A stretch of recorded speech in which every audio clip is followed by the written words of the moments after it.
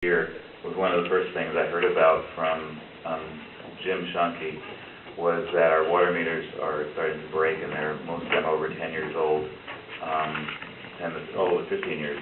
And so that he was talking about we're going to need to spend $1.2 million or something less than that, depending upon what kind of technology we get. And I think it was last month, we had a company come in and they showed us a proposal, and they had a PowerPoint presentation on the system we're looking at right here. And it's a single source provider, so we may not even have to go out to bid. And I'll let Lance speak more to that. And this dollar amount here it's actually a little bit higher. Lance showed me today, but I didn't change it. I think it's 1.17 or something like that, right? And the annual amount, and the payments, this is the least, if we go through the organization that's going to be doing this work, it would be $102,000. I think we can get a lower interest rate through a water revenue bond. However, that does take a lot more staff time, so you have to wait. You know, if it's significant, like if it's $90,000 a year instead of $102,000, I'd say, yeah, let's go with the water revenue bond, but we'll look at that. This is something that's been needed. It should have been started on, we wanted to start on this year, but I told them we have to push it out until we can get all the information for the council. I have a colleague I've worked with for 15 years who works here in Western Washington, his organization, but he goes through all the cities in the state providing guidance on water revenue bonds and legal counsel, and he'll come and speak to you when if we decide to go with a water revenue bond, what the benefits are, and how sometimes that is good for a city. He's got a really good discussion about that. He teaches classes on it. And I had planned on having him come earlier, but we hadn't decided which way we were going to go. Now that I know we can go one of two ways, we need to look at it and show council why we need to do this. Do you want to speak to it? Okay, thanks.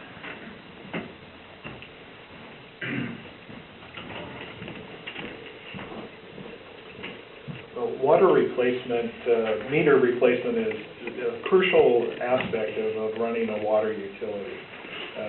That's where your revenue is determined for the whole water utility. And over time, water meters have mechanical components, and they do wear. And typically what happens when the components wear in the register, they under-register. So as I understand, as I'm learning more of the history, water meters have not been replaced for many years within the city.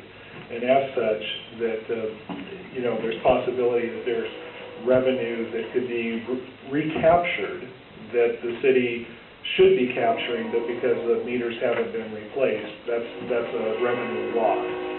Now, the details of this particular meter replacement program recognize that, as well as it employs technology to make the process function much more efficiently.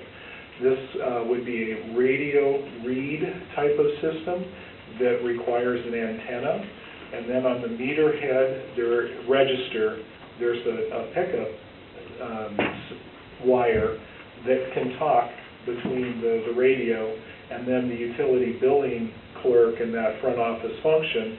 There's a remote unit that the information is downloaded. So you have the meter reading done in real time, and it's a bidirectional system, so they're in constant contact. The particular system that the city is looking at also has an advanced feature as well that for meter turn-ons and turn-offs, that once the meter is installed with this remote device in the head, the billing clerk could turn on a series of meters. Let's just say there's 10 meters in a monthly billing cycle that customers haven't paid, and they've given notice and they haven't paid their utility bill.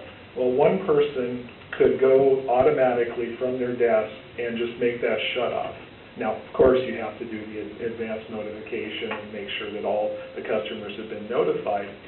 That's the one side of it. But the real efficient side is when it comes time to turn them back on, rather than deploying a field individual to go out and do that, that same billing clerk or technician can just, through her computer or his computer, turn back on the meters, and then the water, once the bill is paid, can be reestablished without having to deploy people to do that. So I think that's another added benefit. Yes, Councilmember? Do they still have the ability to be turned off manually at the meter? Yes. So in looking at that, that was one of the big benefits of that. But again, this is a project that is needed just because of the time lapse. We have older meters, and this seems to be an ample time to not only replace the meters as we should, but also use technology wisely to get a better system that we can benefit from and our customers can benefit from as well. We're also not in compliance with state rules on water loss, right? Because of the slow meter reading. The shortage, I think we're out of whack with the shortage from what's being pumped through the system and used, and then what's being recorded as being used. I know there are issues with water use and efficiency, but I'm not sure that it's directly or all related to meters. There's a couple other factors that go into that. As I get more informed on the issue, that's an area that I'll be investigating further. So in a nutshell, that's the scope of the project, and certainly, again, it's a needed project, and then it just uses the technology that's available to help us run the water utility more efficiently. Other questions, Richard? Yeah, how long would the project take if it was a fast track? I'm trying to recall what the representatives who we spoke with called. I'm sorry, I don't recall the exact time. It was inside of a year, wasn't it? It was definitely within sight of a year from once you green-lighted the project to completion of the project. Now you're going to turn around and bill the taxpayers for this some way? I don't think we'll need to. With the flow we have right now in the water fund, it's fine. It's just a matter of how costs go up. The rate hike we did this year is for next year for sure. After that, it's just a matter of covering costs. It does increase the cost, but the water fund's at a place where for a few years it should be fine. Approximately how much is each one of these meters? I haven't broken it down per meter, but We get 2,500 meters, so yeah, I'd have to look at that too, but 2,500 meters divided by 1.145? there's some other costs that go into that Right. as well. There's an antenna that has to be erected. There's also software, hardware for the Right. computers, and we'll give you the whole Yeah. scope of the project. You plan on funding this through a bond? Either a bond or through the company itself. Bond's probably the most efficient way to do it, and you can monitor it better than if we're doing it with the organization. From what I understand, Lance, this is a sole source, single source organization where we may not have to go out to bid, is that correct? that's something we're still looking at, but certainly that's something we're looking at with the technology that this particular vendor has. And the vendor does the install? Yes. Something else too that I thought was really fascinating was they talked about how as a citizen you could get online and you could check your bill and you could even get a warning sent to you when you go over a certain amount each month. So there could be a lot of buy-in for citizens to have more control over, maybe their teenagers using a lot of water, so they say, can you shut it off for the day? Right. We could do that with this. Two questions. One, I was going to ask about how frequently it actually pulls the meters. Could we use it for sending crews out to check for leaks? If somebody's usage spikes up for a day, dramatically, is there a system to give us an alert? Yes. Yes on both points, and the real-time read, it's regularly seeking and sending signals back and forth, so you have real-time data to work with, and then you can set parameters like you just suggested, that if there is an unusual amount of water flow or usage, that could indicate a leak, a signal gets sent, an alert, an alarm gets sent, and then we can investigate. Is this have the capability of giving the homeowner or water bill payer, whatever, the option to where they can monitor their daily use as well? I have to look at the reporting capability a little bit more, but I think as Richard has indicated, if you have a connection to the internet, you can certainly drill down and monitor. Smartphone app. Yes, we have an app. And then another question, what sort of antenna does this require? And does it have to be a sole use antenna? If we're going to be putting in an antenna mast, could we cover part of the cost by co-locating some private facility on there, a cell tower, that that big, memory was it? there. It's much smaller than a cell. It goes on video. Just on the building? Oh, it's just Yeah. an And then- antenna that was. Yeah, and the antennas for the meters are really small, they're like. Yeah, I know the meter ones are smaller. Right, the one here is not too big, so it'll stick out. There's a couple, one antenna site, and I'm sorry if I'm a little technical here, the radio propagation studies, which is just how much coverage you have from where you locate your antenna. And so, if I'm recalling correctly, there were two main antennas, or one, and we were priced the option to have one antenna cover the entire service area of the city. And then there would be a receiving that's a transmitter and receiver, and then at City Hall, likewise, a transmitter and receiver. Yeah, we've got a great ground plane down here for antennas, nice sunny soil. Any other questions? Okay. Thank you, Lance.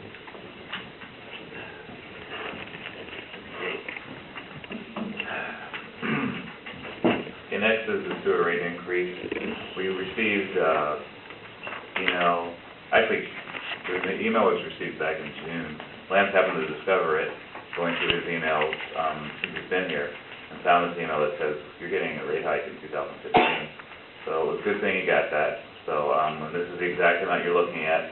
I'm not sure how that plays into what our rates need to go up, so I'm gonna work with our engineer and with Lance, so we can come up with the rates. We would probably want to increase them by the end of the year, so that it would start in January, just to match this, and explain to the citizens, this is the only rate increase you're gonna get from all these utilities, and it's based on King County Metro. Because we got behind before and we saw what happened. They put us in the red for 2 years, and we don't want that fund to do that. It needs to keep building up its capital improvement fund. It needs to cover its infrastructure support. Same percentage increase on commercial usage base? Yeah, as far as I know, isn't that right? Okay. Okay. Yeah. Stay here. Mr. Lambert. I won't bring my notes this time, but I think we can anticipate this type of rate increase from King County going forward for a period of time. And just very briefly, the background why, as you may be aware, the King County and City of Seattle are under a consent decree from EPA, and so part of this is from their combined sewer overflow system. And so as they're making their capital investments, some of their costs for treatment have gone up, and they're passing on the cost to their customers. So I would expect this to continue for almost on an annual basis. The resolution that King County put forth to make this rate increase has shown that they're consistently in the prior years have made an increase around this amount, and I would project that they will do so going forward in the future. And this is just a pass-through? Yes. Oh, I will say there's one other aspect to this that wasn't brought into the budget presentation, but if a new customer or citizen in the community connects to the sewer, there's an additional charge, general facility charge, that also went up over 2014, but that doesn't affect the current ratepayer, but just a new one that would come in, that they would have an additive charge on top of that. And that's in our adopted fee schedule? Not to my knowledge. I'll have to investigate that further. So I don't know that, but I'll look into that. What was our increase this year? It was kind of multifaceted. You had The one we passed. Right, you're right. It's based on different levels. It was not a straight percentage for one. It was, we changed the way we did the billing, because we had to be consistent with the county. And so it kind of looked like a massive change, but some people got a price break at the lower end users, high end users got more of the billing. So, and actually the sewer fund is showing a good increase to cover its costs now, which, pleases me greatly, because when you're paying $107,000 a month to Metro, you want to be able to cover that plus all every other cost that goes with that. One thing I didn't put in into this program in PowerPoint was, the reason we have Darcy here, was to talk about the capital project that we already went for the grant with KCBG. What's called KCBG. Community development. CDBG. I'm getting tired, okay. So, CDBG, and I'm going to let Darcy speak to that. We will find out, and within weeks now, we should find out soon, whether we got the grant. However, Darcy has told me that usually they will come back, if there's something wrong with it, they'll say this is what they need to see. So it looks like we're on track to get it. Well, as you all know, we put in a resolution to get the grant for the roof of the senior center, the roof of the gym, the awning that walks through the whole complex. It was for $50,000, matching funds of $5,000, so I bring it up to $55,000. The September was to be the time that they were going to send it back for any revisions. I never got a notice, so I'm thinking full speed ahead. And so we should know next month if we're getting this grant. Right now I'm thinking positive and I have budget. Oh, I'm totally thinking positive. So are they going to replace it in the middle of rainy season, or are you going to wait till? It's just getting the funding, Just getting the funding for Yeah, next year, getting and then we'll do approved, this. we're just talking about getting approved. Yeah. We do need the roof in the senior center very badly. There are holes. Last winter I noticed it, the fan in the women's restroom, it's a fan light situations when you turn the light switch on the fan and the light comes on and the water's swirling around. Yeah, it's nearly nothing. So, and then. It's getting desperate. And then, of course, the gym, they said it's, 10 to 15 years old, general wear and tear. It just needed replacement. I had Public Works try to fix the roof at the senior center 3 times, and it doesn't leak. It didn't leak today. So, but that doesn't mean it's not going to leak next week. So, I haven't heard anything. I'm sure they would tell me, sorry, so sad, and I haven't gotten that email. So I'm thinking very positive. We'll hear one way or the other. Yeah, we'll let you know. Any questions? Thank you. Thank you, sir. Okay, so before we move on, I just wanted to say, I'm not all about spending money. We've increased the general fund.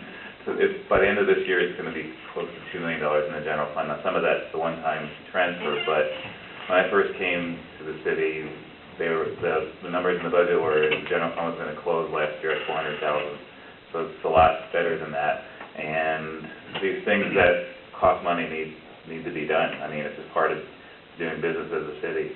I know it's hard sometimes to look at that and say, wow, $1.2 million here and $640,000 there, there's $2 million, but that's why we have the revenues we have to take care of that. The reserves are there to protect against cataclysmic things.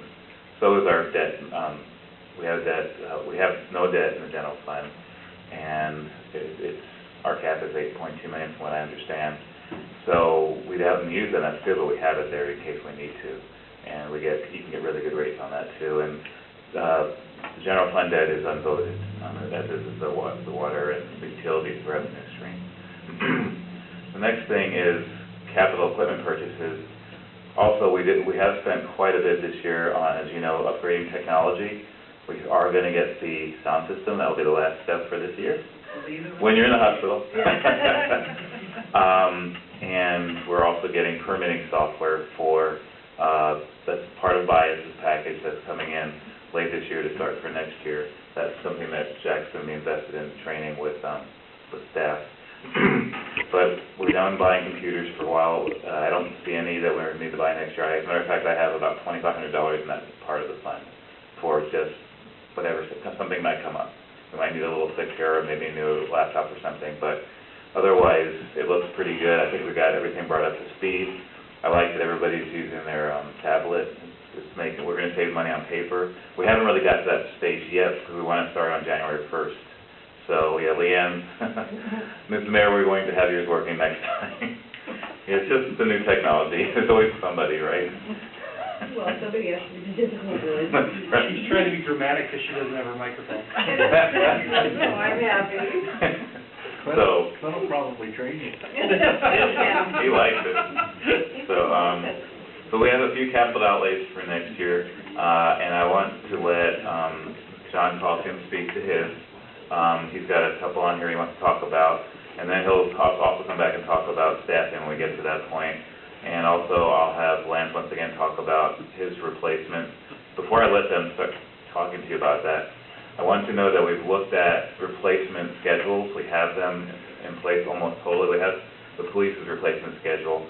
The one question that I have to ask council, and I'm gonna look into, is the answer is, do we continue to buy the police vehicles on the state contract, or should we look towards purchasing them outright?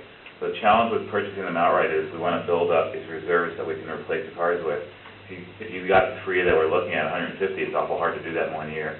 Where if we went out to the contract, it's a 5-year or 4-year deal, and it's a lot easier to afford while we build up our reserves for future purchases. So I'm looking at either or for that. And then for the public works, we're already putting, from what I project in the budget, we're putting in $200,000 into the replacement fund, and we're only gonna spend part of that. Same with the general fund equipment replacement. We're gonna start building that up so it's over $100,000, and hopefully build it up so that when we do have to replace our computers or things, we'll have enough money where you don't even see the hit. I mean, it's right out of that fund, there's no transfer that's paying for it, and that's the way the city should run. So we're working towards that. It's gonna take a few years to get there, but 2015 is the first step in that direction. So you wanna come on up, John?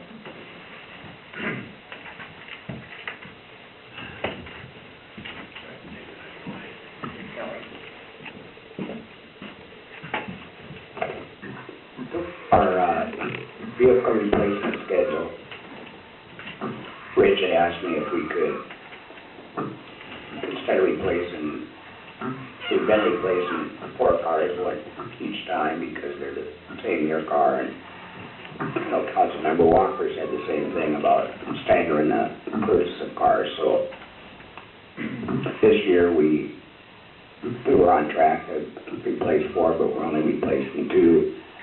We're gonna hold the others over another year. 6 years is a long time on a police car.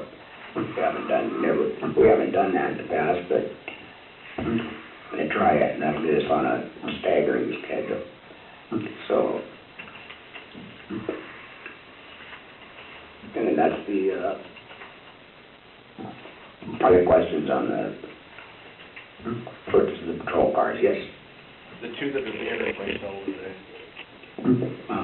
One's an 08, one's an 09. one's 6 years old already. What was the maintenance cost? Oh, excuse me. One is an 08, yeah, that's right. 08 and 09. What was the maintenance cost? Huge. In fact, the 08, it was totaled at one time, and we repaired it, which we shouldn't have. I took it out of service 10 months ago because it's, well, all kinds of problems. We put a ton of money into it, so we just quit driving it. And the older they get, the more the maintenance costs. And then what's the mileage